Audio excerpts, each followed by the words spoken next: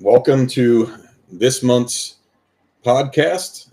Got Butch here. Wes will be here shortly. He's having a little video issue, so he'll be back in a little bit.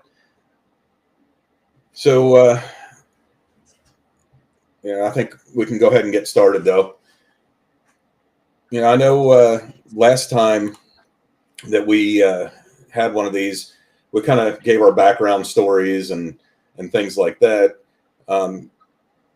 So I don't want to go fully back into that, but I would like to see, what we talk about. We're different, and so before we get to why is it that we're different, kind of want to go back to the reasonings. What made us want to be different? What experiences did we have in our past roles that kind of made us feel like, hey, that this isn't the way this should work, or a lot of it is, we didn't get treated the way we felt we should have been treated as customers, and why would we want to treat people that way, and those kind of things. So I don't know, Butch, if you want to start and just talk a little bit about things you experienced, and then I'll talk a little bit about my perspective from a couple of different roles.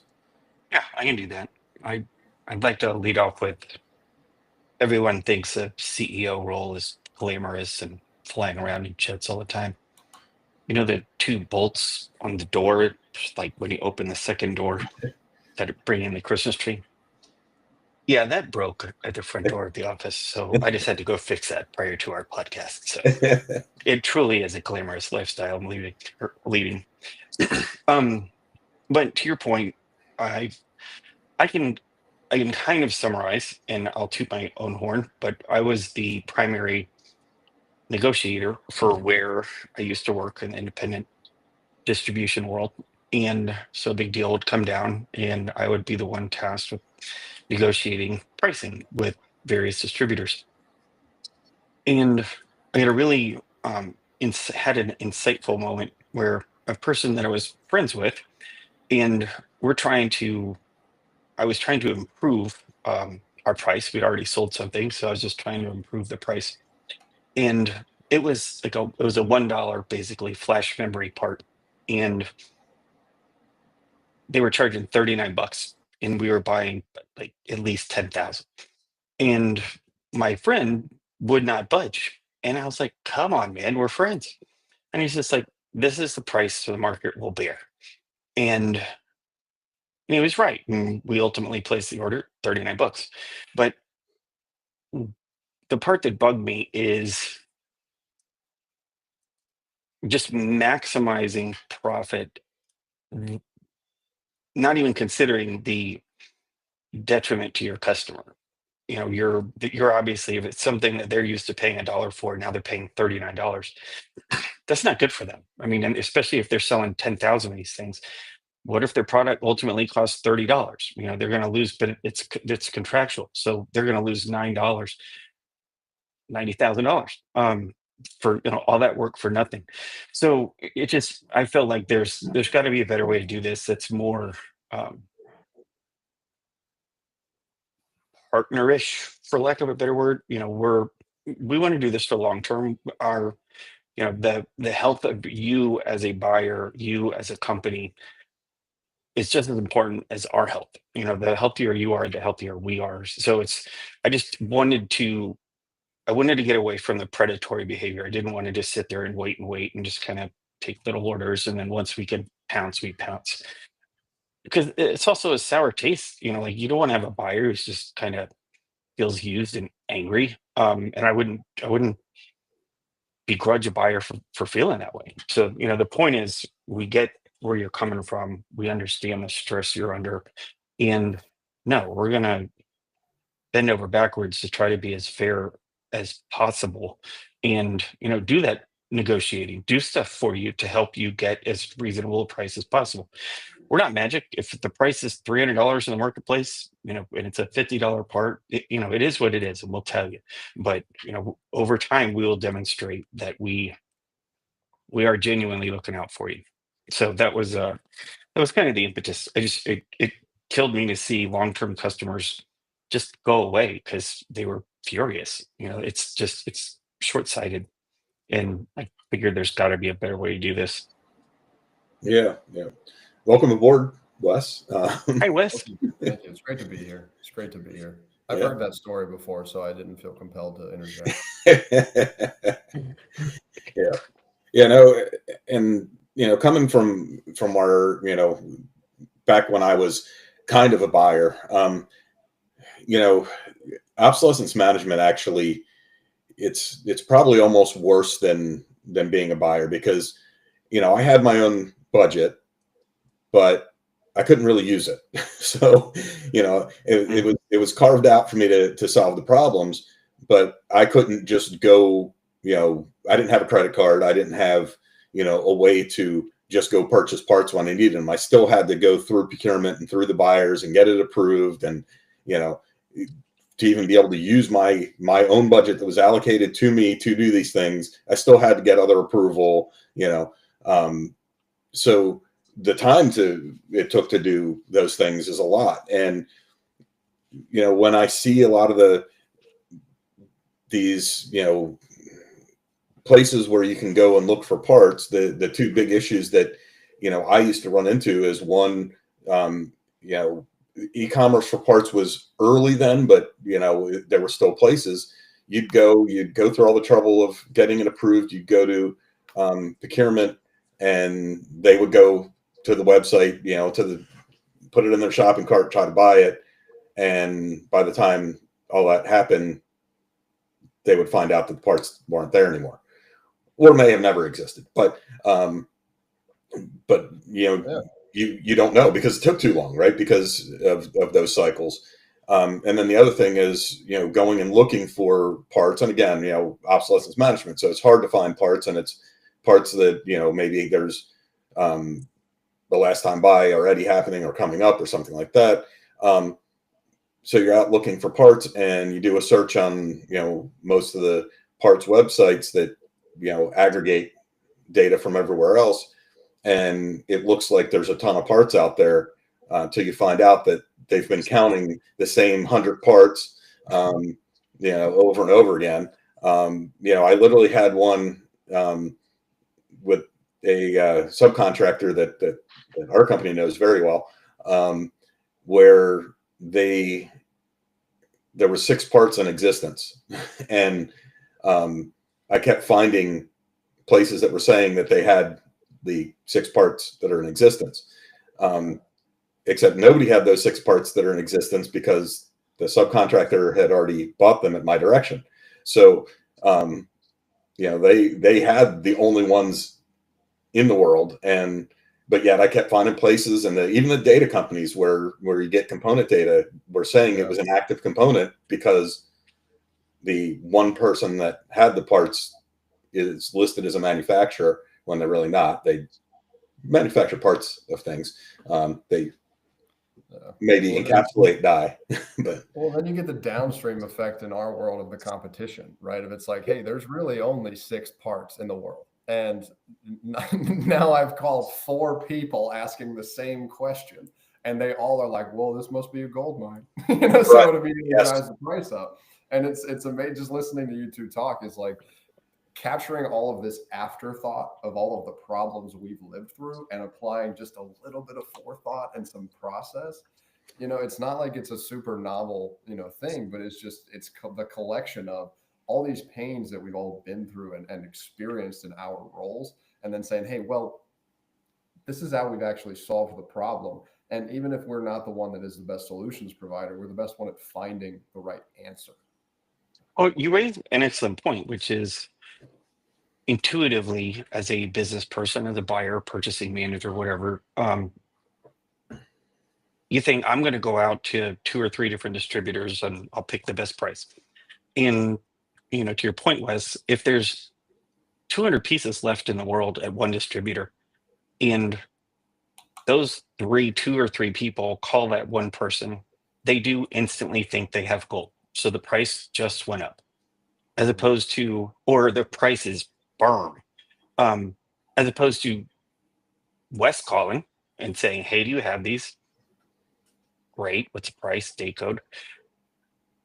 if the price is asinine, you can present it to the customer, see what's cooking, come back, and you'll give this supplier feedback, and they're probably going to budge because it's probably been on the shelf for 5 years. But when they got 4 or 5 people knocking on their door, it's self-defeating, so it's that's the value of having a supplier you trust, because by trying to do the intuitive logical thing, you're actually hurting yourself, and it's particularly in shortage situations or long lead time stuff. You're going to pay through the nose for everything, and that's not a good position to be in. I think it's just the immediacy, right? You feel that urgency and you're like, oh, I've got to solve this right now. And so you go in 9 directions, but it does create that problem. Mm-hmm. Yeah, and it is, and that's usually what it is that panic of I've got to do something, and it can be big trouble because if I'm looking out there for parts when I'm doing obsolescence management, and it looks like there's a ton of parts out there, then I may kick the can down the road a little bit to solve that issue, not realizing that hey, these things really don't exist. They're parts on paper. And like I said, the kind of, and back to what you guys have said too, I think is, when you go to an e-commerce site and you're thinking that, they're showing that they have parts, and you're trying to purchase said parts, and you think you purchased said parts only to be called back to say, hey, yeah, well, we couldn't get them. There was 20 people trying to buy them. Well, there's 2 reasons they do that. One is distributors will have hundreds of thousands, if not millions, of part numbers that they actively list, and they cannot just physically have that many parts in inventory. So it's really just to draw you in, like a honey trap. And the other strategy is, say you have the parts, have the customer, dupe the customer into giving you an order, and then pray that you can go out and find them and make a profit. And so, you're not doing anybody any favors by doing that. And it's, that's part of why we tried to explain to buyers how this, because there's a veil, they can't see what it looks like from our end. So we just try to explain, like, we're not trying to lead you by the nose here. This is, you hear us out. This makes logical sense. We do it all day long, every day. So it doesn't change. It's human nature, and it's a business strategy. So it's not going to change. When we talked about this in our internal meeting, and that was my not so funny joke I've been holding on to, is welcome to everybody's favorite internal yet internet broadcasted meeting. We have a new employee on the team who came from financial markets, and he was asking me, he's like, what's the difference between this and the Chicago Mercantile Exchange? And my answer was asymmetric information. We're in a world where not everybody sees both sides of that veil, and it's by design. And what we're up to is trying to break that veil, essentially, so we can provide this information so people can make better decisions. You can teach somebody to fish. It's a lot more bountiful. Yeah. We want to give you as much information as possible, and the more you give us, the better we can help you. It's just problem solving 101. Yeah. It's a win-win approach. It's not a win-lose approach. Yeah. And I guess kind of the next thing, we're already talking about it, but what makes us different, and that's other than great hair. That's a prerequisite to work in here. You got to have awesome hair. Yeah. Luckily, I don't think I'm going to go bald soon, but shout out to PJ's Barbershop. Yeah. But Lehigh shout out. Okay. Right. See you. Yeah, but that is, I think that is the difference. Well, and I think right here you're seeing the difference. I would say the first place where we are different, besides the fact that we are, a solutions provider and a services provider versus a distributor, or the B word I won't say. We're here to educate and help, but to show the difference. I mean, first of all, we're not stuffy, uptight people. We like to have good conversations, and that's part of why we're doing this podcast, is so we can share our knowledge and some of our humor with people who are like-minded and want to do business with people and not do business robots with robots or or even worse, be a number in somebody's system that they only care about getting an order. And probably the first thing that hopefully people notice is we're doing this as a podcast. This isn't a webinar. We're not collecting people's emails and everything to get you on a marketing list to hound you, all day to buy parts from us. We simply want to, engage and interact with people, and that's why we're doing this, and that's why we're going to be having the same kind of discussions with our partners on supplier side and other partnerships we have is because we all care about the industry and these things and want to help educate. It's not the bottom line of, oh, well, we're going to do this thing so that we can collect somebody's email. Yeah, that's beautifully put. Yeah, the alchemy is the process. Yeah. You're not trying to make philosopher's stones over there, are you? No need to. Just drop one on you. Is that a Harry Potter movie? No, that would be Sorcerer's Stone. The Sorcerer's Stone. Come on, guys, you're killing me. Sorcerer's Stone is Harry Potter's movie. The Philosopher's Stone is a lot different. That's Wes's movie. That's the movie I'm currently starring in. Didn't you know you were part of it? Now I know. What you don't want to do is look up how to make the Philosopher's Stone. That is okay. And if you do not call us because you didn't hear that here. Right. You do raise a good point though, Vern, because I think buyers are necessarily guarded because, I mean, we say this a whole lot, but it's still undeniably true. You're the least expensive part on your board. If it's not there, manufacturing doesn't happen. That's a lot of stress on one person. And so they're guarded. And so being able to kind of say, this is what it looks like from our end. We're not trying to, take advantage of you. We just want to explain how it works. And if you understand how it works, you'll have a better kind of you'll be emotionally confident to kind of deal with us. I mean, and it's at will. If you don't want to deal with us, that's fine. If you do, wonderful. We want to help. But the trick is it doesn't have to be guarded. You don't have to be so worried. I mean, one of our other credos is because we're not perfect. And if something goes south, parts were bad or parts got lost, we tell you immediately. We're not sitting there waiting a week to try to pray for a miracle. You got to share bad news quickly.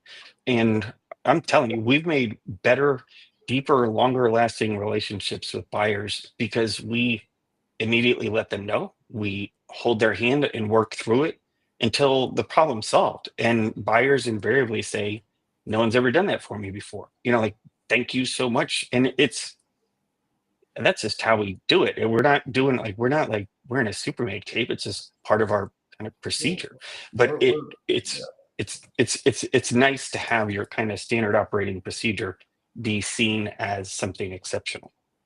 Yeah. Well, and we do that. I mean, it's like we kind of absorb that risk, right? And there's a big difference between Blue Water gets some counterfeit material on their dock, and a client now has 3 pieces on their circuit board which are counterfeit, and then they have to rip them back off, restart the process. That's a huge difference, and just that willingness to communicate up front earns that respect and creates that trust.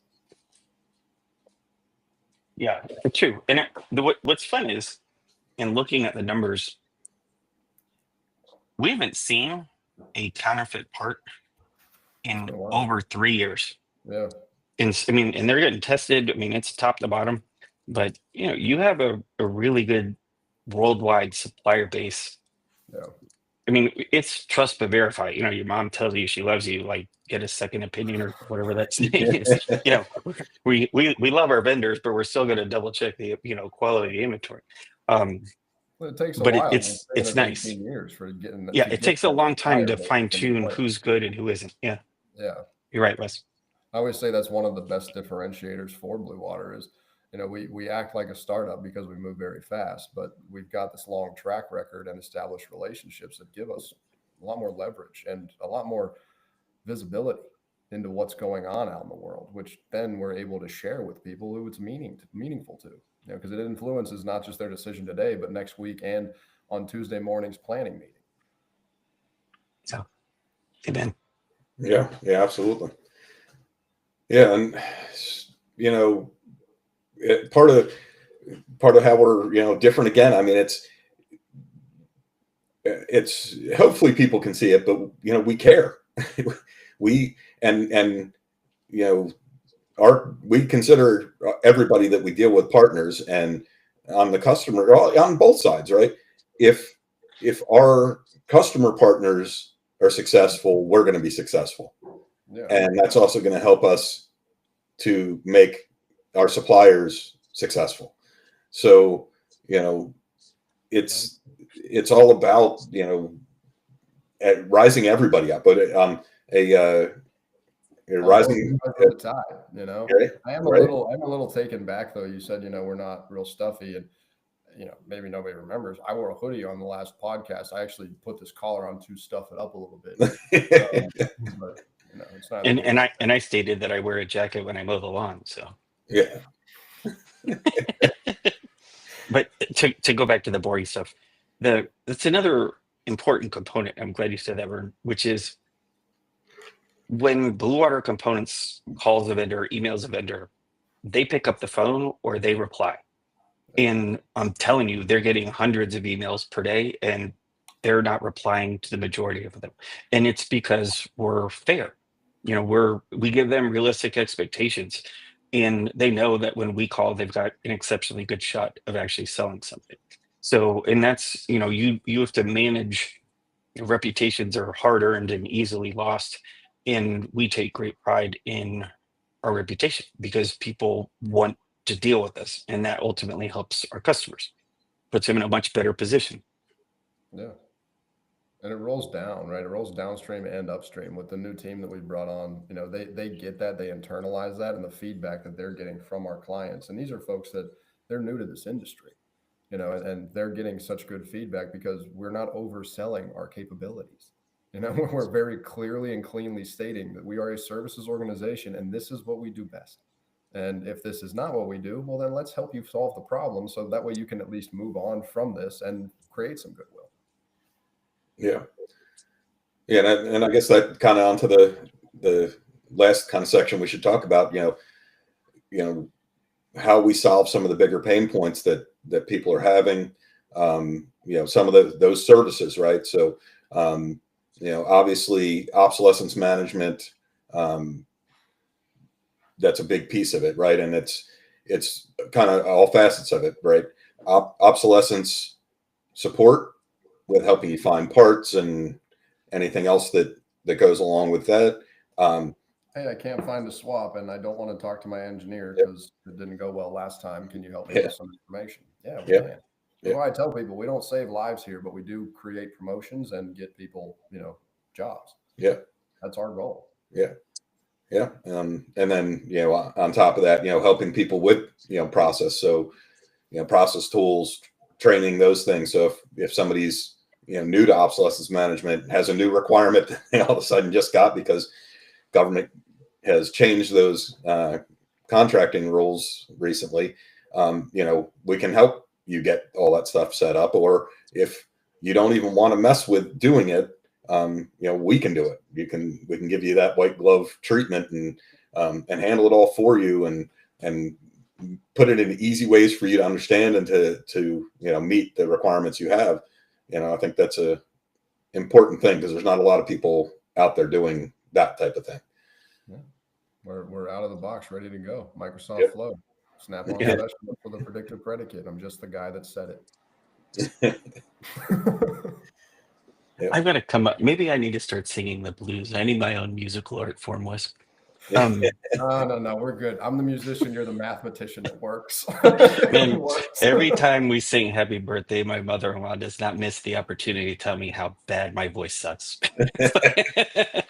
She's not that. She doesn't use that word. And then she says, mine's not good either. But yours is worse. So, yeah, I'm not going to sing. Anytime somebody has to qualify an insult, though, that means it was an insult. To be fair, for a song that that's supposed to be for everybody to sing, "Happy Birthday" is not the easiest song to sing. Not where I thought you were going. Tell me more. Why is this the hard song of the repertoire? You got a guitar, you're out there, you sing. Yeah, but it is kind of interesting because it is a little all over the place. Because everybody belongs in that song, and they know right. it. Yep.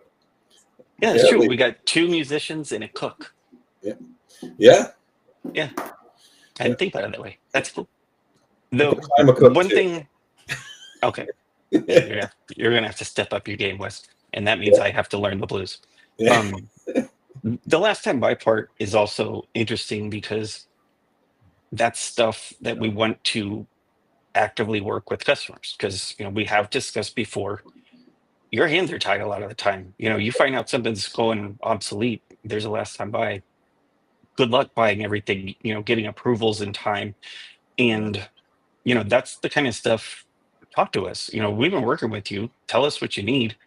We'll put them on the shelf. Well, we can have it done in an afternoon where it's going to take you 6 weeks and maybe too late. So those are, those are very real problems that buyers face, and it's not just promotions, that we're working to get you, but it's job security. You got a nice, healthy supply chain. You're not going anywhere as a buyer. Yeah. Our minimum time typically on a last time buy was 3 months. That was if you were pushing it. And there's a reason that the DoD has renamed them life of need buys, because it's never the last time, and it's typically not all you need because you're contractually bound. So if I was doing a last time buy, I was only allowed to buy for my current contract, and the only way I could buy more is if there was a min buy. So I could buy the minimum, and that was it. Yeah. And so it made it a lot harder. Just like the guardrails that you have to work within, it just make my skin crawl, because I don't love rules. But it is something that we've been able to do is let me say it this way. It's fascinating when I'm talking to our buyers and, hey, can we help you with hard to find? Can we do this? No. Okay, well, how do you manage your excess inventory? Oh, you guys can help us out with that. Or like, wait a second. So what last time buy opportunities are you up against that you don't have approval for? You can play the bank for us and give us those, payment terms. Yeah, we can do those things because we're a service company. It's just one of the things that I know we don't like that term, playing the bank, and I don't like to do it, but it helps a lot of people because they don't have the opportunity to pull in that material, or they do that minimum buy and it's obnoxiously over their quantity. And we have the ability to then work with the rest of our clients and the rest of the world and say, who else needs this? Oh, and I think that also brings up one of the primary differentiators for us is we've got a buyer as a founder. I mean, we literally know what it looks like from your side of the desk. Yeah. And, we're building out services and tools to help you. We're not just guessing. We know precisely what the problems are. And, we're actively solving them. We're not just like doing darts to try to solve problems. We know we're very targeted. Yeah. And I think, when we talk about the, doing those buys, like that, one of the things we were talking about in our pre-meeting, which I think is important, is when somebody comes to us and wants to do a lifetime buy and wants our help with it, we're going to look at it to see if it's worth us, as Wes said, because we are being the bank. Is it worth us taking the risk of purchasing those to sell back to you over time, or to hold until you get your funding through? And as part of that, we're going to look and say, okay, is this a good last time buy or not? And there may be times where we say, why are you buying this? Yeah. Why are you buying a off the shelf capacitor that there's 500 alternates for? So no, I will not do the last time buy free on that one, unless we're the supplier for the last time buy. But what I will do is tell you that here's the other parts, and if you want to pick a different one, we'll stock that one for you because we know you need it. But I think it's important, being honest enough to say, hey, why why are you buying this part? Because I've seen it happen. I literally watched, and I'm not going to name names or or anything, but I literally watched a program that was a ancient program that was going away, to be replaced by something else, that was buying parts that had a estimated year to end of life of 3 years or less. Whether there was any indication those parts were going obsolete or not, no last time buys. They had money to spend and were buying parts and putting on the shelves. And some of the stuff they were buying, it's like, why are you buying capacitors? Why? Well, I think that's it's a commodity. It's not. Yeah. It's not a unique thing. It's a commodity. Right. Yeah. Yeah. Well, I think that's just a testament to, like, if we're professional question askers by trade, oftentimes the first answer is it depends. And that is just, I say that because when we have that urgency, we have that, that panic buy mentality that we come up against, it's helpful to have that voice of reason. It's like, hey, why don't we just ask the question why and think through this before we go out and, allocate funds accordingly. Yeah. Well, and we're all guilty of it because you hear, you get it last time buy and you're like, oh shit, I got to go out and buy these things immediately. And you're just on that path. And we will interject and say, time out. Let's look at this for a second. Is this really worth your panic? Because we've got 4 other directions we can go with this, and just kind of defuse the situation. Like, it's just stops, super high cortisol freaking out. A lot of the times it's not the emergency you thought it was. Yes, it's almost rarely ever is, and not only that, but like personally, it can ruin your day. Yes, or your weekend. Week. Yeah. It's like, you just you have those challenges and they make you act in a way that is out of character. And that is what leads to those long-term problems that we've alluded to. Yeah, I literally was watching that popped up in my YouTube list of suggested videos, something about psyops, and one of the things the guy was talking about was this whole panic buying, and how it's induced by people telling you that something's going to happen that's not going to happen. And people, instead of using logic to say, is this something that is really going to happen, just go, oh no, I got to go out and buy all the toilet paper that Costco has because, somebody else said this might happen. And, that's part of, I think, what we're going to try to help you not do. Don't buy 1,000 reels of a capacitor with no place to put it, and you're not going to use it, until after those things are, have corroded over because you don't have real storage and things like that.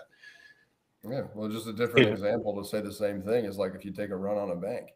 It's like everybody goes to the bank because they got to pull their money out, but by the time you get there, your currency is worth less.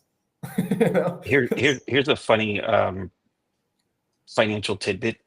Bidet sales went through the roof when the toilet paper shortage happened, and I had to look up what a bidet was. Felt like a genuine redneck because I was like, how's that work?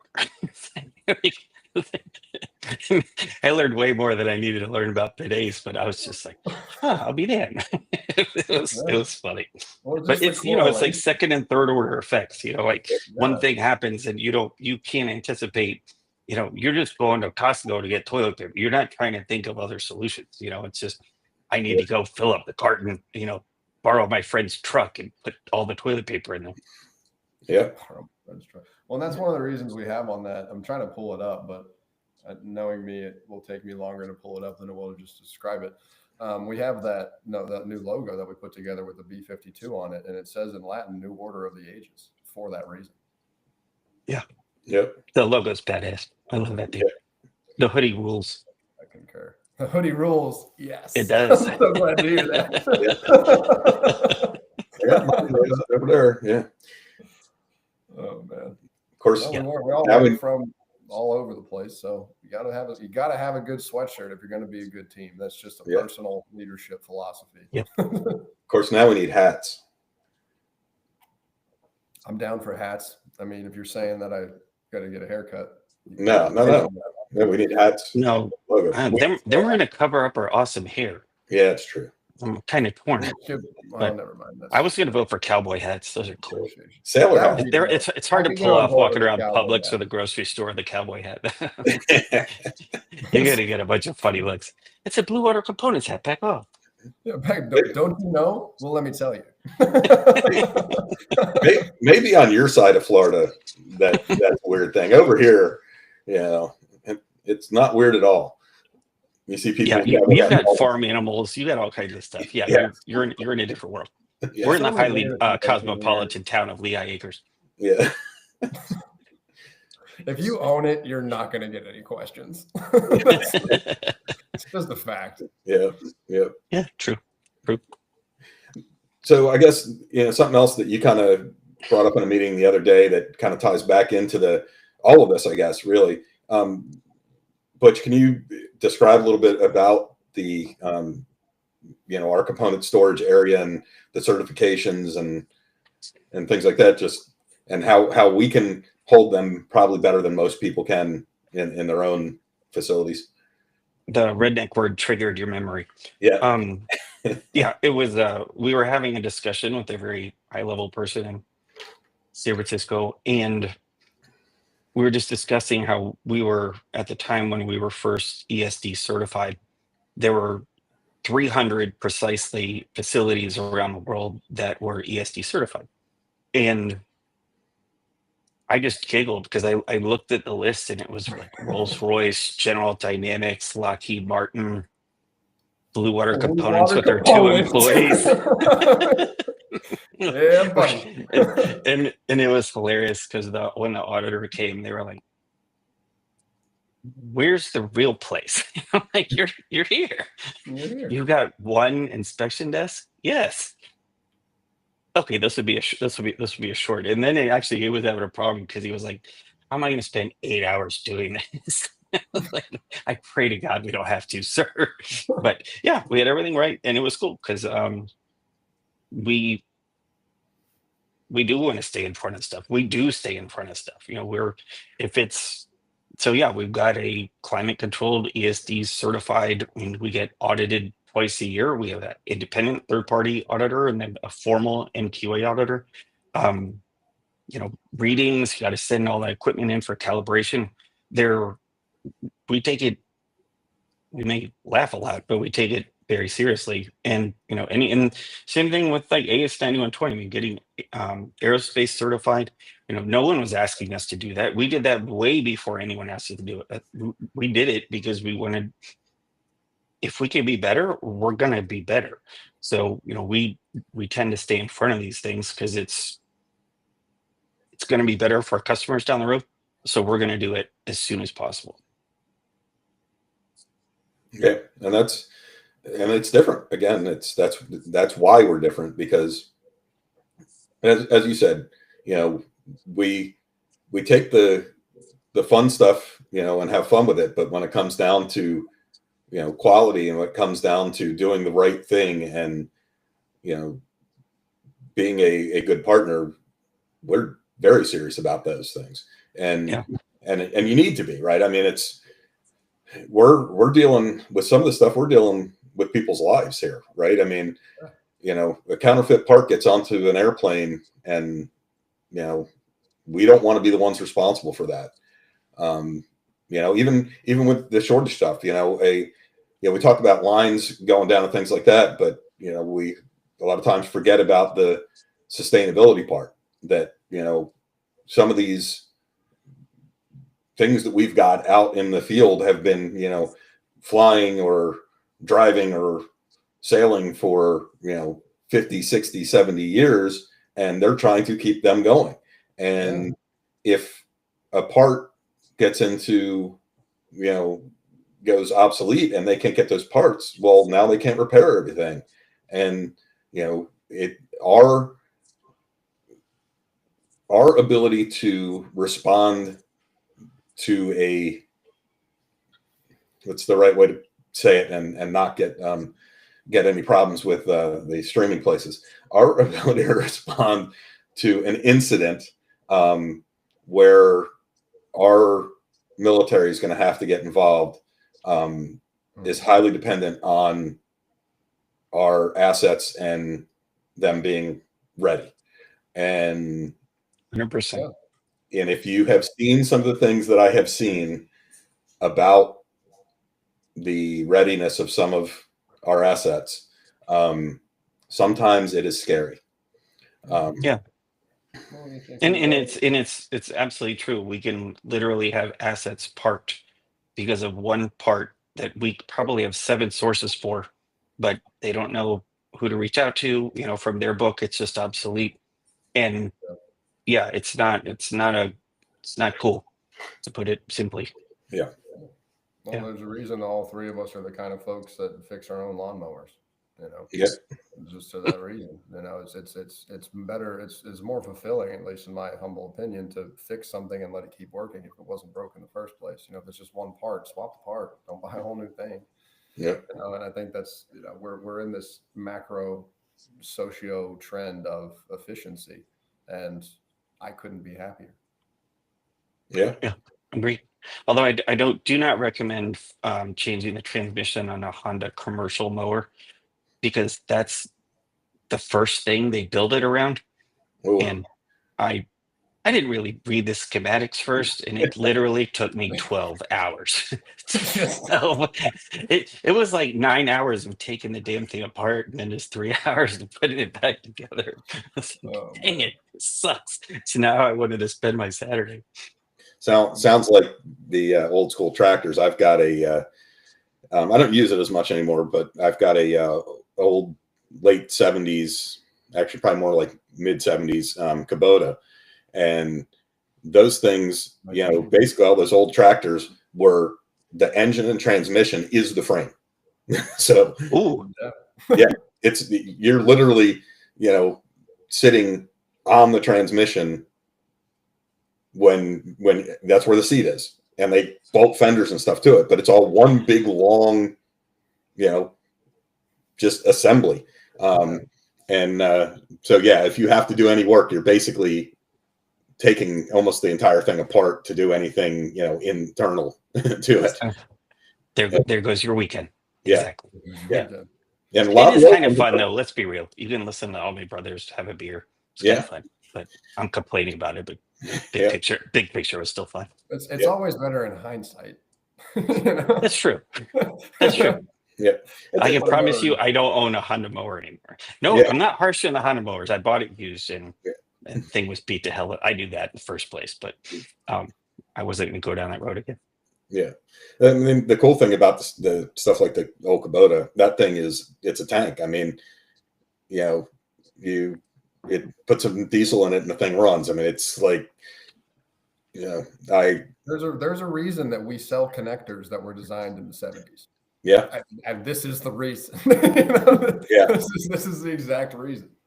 It does freak me out when we sell parts that are as old as I am, though. It is a little weird. Yeah. It is crazy. We're selling parts from the Carter administration. This is nuts. Yeah. Well, imagine how fun it is for me when I'm on the phone with folks. They're like, "Oh, you whippersnapper, you weren't even around." I'm like, "You're right. This product is 3 times my existence, and I can't wait to track it down." Yeah, and you do. That's the fun part. Well, and sometimes the technology, and it's crazy to think about in the world we live in today, but sometimes the technology just simply works. So why mess with it? The Wes, you probably have, it's way before your time, but you whippersnapper. But Butch, I assume you probably remember the movie Firefox with Clint Eastwood. Absolutely. That ruled. Very good movie. Nothing. So basically, it was it's based on a true story about a little different in Firefox. Clint Eastwood goes and steals a Russian jet and flies it back. And it's super cool inside. Yes, it's super fast. But the real story was actually a Russian pilot that defected. But we got our hands on that thing, and of course we reverse engineered it. And first thing that happened is the engineers are going in there and looking at like, man, those Russians, they're so antiquated. They're still using vacuum tubes. This is crazy. How are they still doing this? And this jet was this coolest thing, but in their electronics, it's all still vacuum tubes. Now, these were micro vacuum tubes. They're tiny. They were shrunk down from, the big ones that we used to use in, radios and TVs and stuff, and amplifiers for guitars, and, still use some of those today. And then somebody on the team that they were, talking to goes, yeah, you know why they're doing that, right? And he's like, what do you mean? It's like, yeah, it's because they can handle a EMP blast where our chips and transistors are going to get fried. That thing will keep going. So sometimes that ancient technology is actually good, and there's a reason for it. Well, and you just brought up a good point in my world, which is a lot of the times when I go speak to engineers, I'm afraid of looking stupid. Yeah. Like where I totally thought that I knew what you were going to say, and then you said EMP blast. I was like, oh, I'm going to keep listening. And I'm not the only person that's ever been in that situation, and that's what I'm talking about with arming people with information before they go have these conversations upstream and say, hey, do we need to redesign this? Could we put this in here? Well, there's rationale behind it. We just might not be aware of that. We may not be privy to it at the time. Yeah. And that's just to like put a bow on it, is that's why we openly communicate with our buyers, and with the hopes that they can openly communicate with us, and then we can do a much better job of offering services rather than just getting you inventory. We've got other real skill sets we can help you with. So that's that's part of it.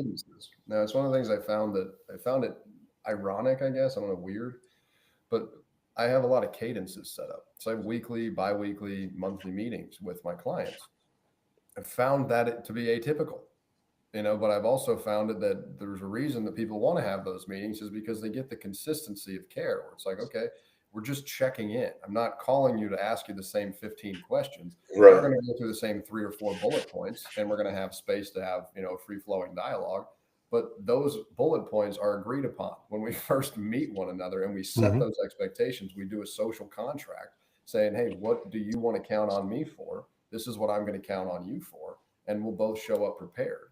And a lot of the times having that conversation with an outside third party before going into a production meeting, I've gotten feedback that it makes them look like rock stars. I'm not in the production meeting, but, just the power of preparation, I guess, if there's a point to what I'm saying, is that. I mean, being able to share with the rest of the crew in the meeting that, lead times on V-shaped parts are going out, or, this is improving, they're busy. And, we have eyes on the worldwide landscape of supply. And, as a buyer, you necessarily have to be focused on just this tiny aspect, because that's all you care about by definition. And if you can have a kind of a holistic, for or broader spectrum knowledge of what's cooking, you're a resource. So I could totally see why they enjoy it. And it's also not just what can I sell you today? It's this is what's going on. Help me. I want you to be better at your job. And let's we'll also talk about the football game. Let's have a program-based conversation, not just a one-off transactional discussion. Yeah. Well, and I think that kind of is the whole thing that makes us different, right? And the way hopefully that people will believe it is because we are trying to educate people. We are trying to help people. We want them to do this the right way. And a lot of that, like doing last time buys for you, so you're paying the last time buy price instead of 10 times more when it's a hard to find part. Yeah. Teaching you how to avoid unplanned obsolescence costs and things like that, instead of you having to come to us in a panic when you need the part and jacking the price up, which we don't do, but other people do. So, I mean, hopefully the proof is in the pudding there that, you know, the things that we do to help people out are counterintuitive to what typically happens when you're dealing with those other companies that you engage the global independent channel, you know, because you're dealing with a lot of independent individuals, and by nature they're going to pursue their own interests, you know. And it's not easy to adopt an organizational approach, and that's what we've done here. That's why we have conversations that go through, okay, you're running these programs this month, what are the parts that are really going to give you a hang up that you're concerned about? Who are your manufacturers that didn't deliver last month? You know, those sort of questions, just to make people think, just to have the conversation so that they're extra prepared. It goes a long way. It really does. Yep. Well, and another thing, like it's not an unintended consequence, it's an intended consequence. You know, the more buyers we talk to, the more we know and internalize. We're going to respect your intellectual property, non-disclosure agreements, all that stuff. But, you know, you're telling us you're having a hard time with an analog devices part, and, you know, 7 different, you know, people hear the same thing. You know, we're sharing information too. And then, you know, we'll turn around and share that information as well. Because a lot of times the manufacturers are not going to, they're not going to go out of their way to let you know they're having a manufacturing problem. You know, like they're actually probably trying to mask it realistically. So, you know, we can give you proactive information. You can act better. So it's, and, you know, if corporate doesn't want to act or doesn't let you act, you know, at a minimum, you raise the flag and said, hey, you know, this is what it's looking like. You'll get some kind of buyer street cred for, you know, here, I at least said it. You get the social capital, really, you know, the political capital and the organizational culture, you know, that's a very real thing, you know, and we work with companies that are, you know, a specific size for that reason, because we know that word travels very fast, and it's much more real when you've got a team that is tighter knit. Well, and those customers and those companies are the ones that are often neglected and treated poorly because they don't have the buying power that some other people have. And so, you know, we want to change that. We want, you know, again, we don't want to be treated the way we were treated when we were in those roles. Impact makes the world go round. Yep. Cool. Well, you know, what else? We could keep going if we want to keep going, but you know, kind of at the top of the hour, they're coming up to it. You know, if we just wondering, I think we kind of covered what we wanted to. You know, kind of where, how do we arrive here, and what are we doing because of that? You know, we're all together. You know, what makes us different, and I'm pretty confident every buyer watching this is going to understand fully. And the part of it is, again, like your mom tells you she loves you, get a second opinion. You know, work with us and give it time. You know, we'll demonstrate it. I mean, we're consistently boring in terms of being consistent, and over time, yeah, you'll be happy. And give it a shot, and then just give it some time and watch. You'll be happy. You always say, let us put out a fire, and then, you know, we'll work on the suppression system. Yeah, exactly. Cool. All right. Well, very cool. Appreciate this, and again, we're doing this, I guess, monthly now. Not necessarily. Hopefully, you can get better guests. No, that's different. We're going to be doing other ones with better guests, but you're on the hook to do this every month. So, sweet. I'm going to wear a tuxedo next time. There you go. Yeah, I'm gonna hit a point where I don't have anything better to wear. Like, I'm after my top hat. Where am I gonna go from there? Don't worry, we're buying you a sailor captain's uniform. Oh, Sweet. sweet. Yeah, Yeah. thanks. I thought that would Maybe be we kind can of get funny. branded. We'll get branded like overalls 1 month. Just change it up, different Yeah. outfits, Yeah. Yeah. camo. That'd be awesome. Yeah. Yeah, we definitely need a theme song. This needs a theme It's song. got to be nautical. It's just gonna have to be nautical. Well, what's it? I mean, you just play some Jimmy Gilligan's Buffett. Island. Gilligan's Island. Yeah. Theme from the Love Boat. Man. Oh, what I about the gotta- Top Gun? Top Gun Oh music. yeah, that's a good one. Yeah. Get some Kenny Loggins. Danger Zone. Yeah. Yeah, hell yeah, that's awesome. I Yeah. feel like that's, Danger Zone, kind of, in the world that we play in. Kenny Loggins is dope. Yeah. Top Gun was a great movie. I'm here for that. Yeah. I'm here for that. Amen. God We bless had more America. viewers, we would take a poll, but other than my mother and 3 other people, I don't know who's watching this. It's funny though. I say that, and then I get on the phone, and it's like I've got people like, "Hey, Captain Sprecher." I'm like, "Oh God." And on that note, because we're not necessarily going to do it the same day. It's probably always going to be on a Friday, but we may be different, weeks or whatever, depending on other things going on. People need to follow us on LinkedIn, subscribe to the YouTube channel, join our mailing list.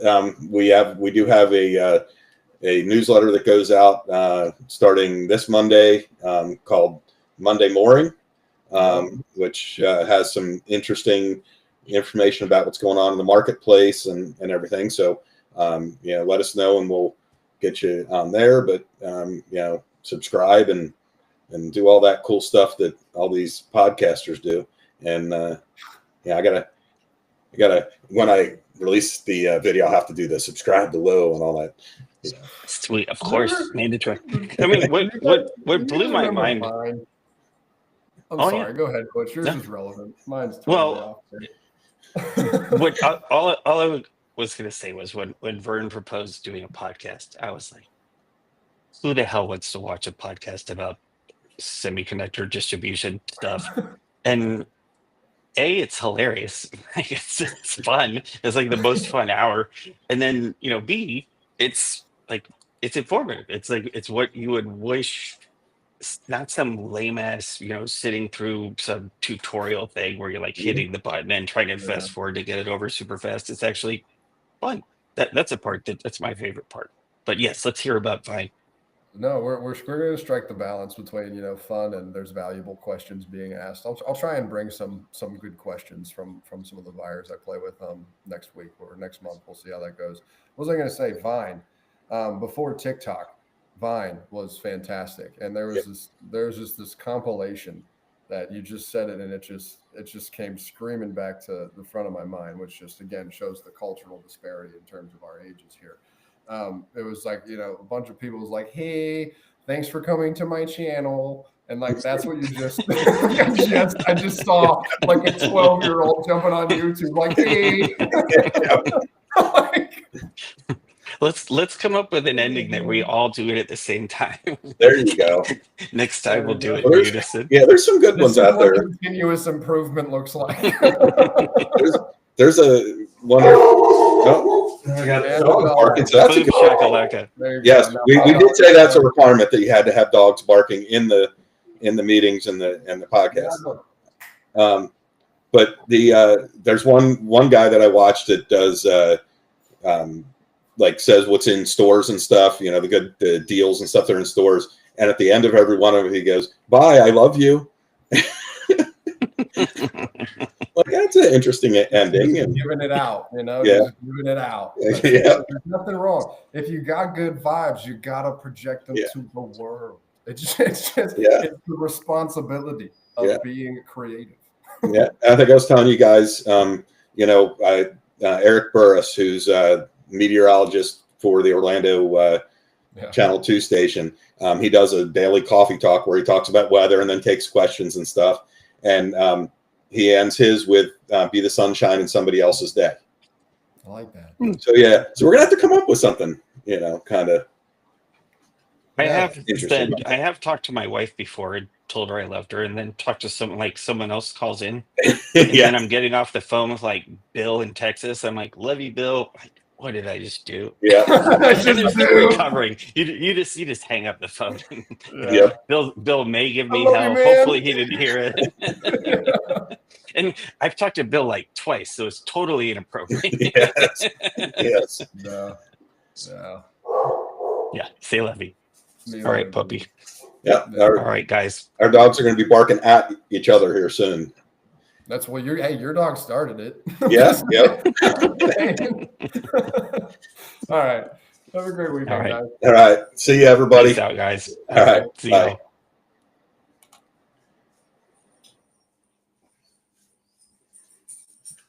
All right.